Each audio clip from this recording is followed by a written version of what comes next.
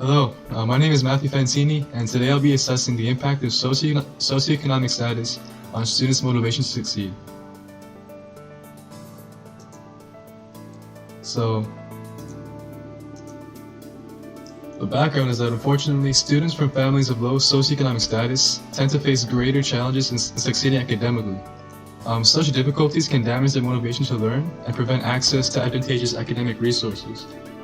So according to studies retrieved from the American Psychology Association, or the APA, the high school dropout rate was highest among low-income students in 2014 compared to high-income students.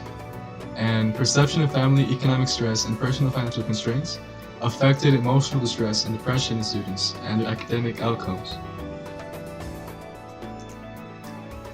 Now, while these statistics can paint a discouraging picture of the academic success of low SES students, a recent finding points toward an upward trend of economically disadvantaged students present in college institutions.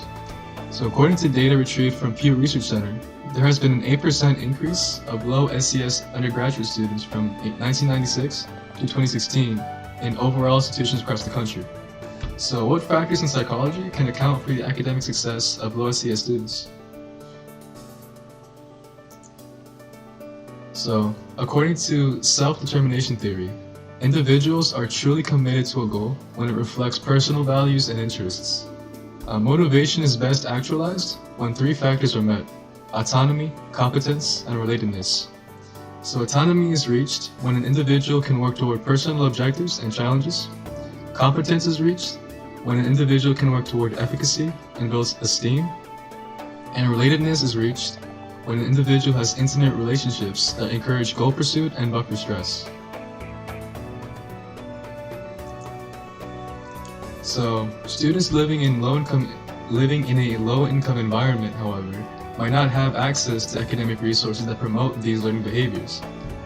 So according to data gathered from South Korean English students by Shin and So, published in 2018, low SES students were less intrinsically motivated and intrinsically is personally motivated than high SES students to develop the language.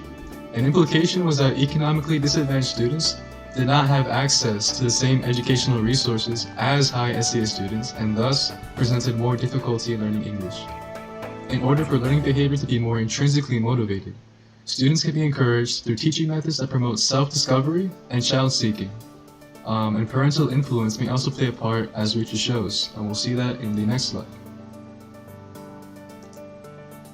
So, a study conducted by researchers Allison Mitchell and Audrey Yeager analyzed the sources of motivation for first-generation low-income students presently enrolled in a college institution.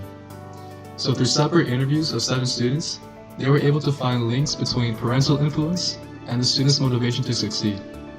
So autonomy was reached when the parents allowed their children to pick the academic institution and validated their decisions.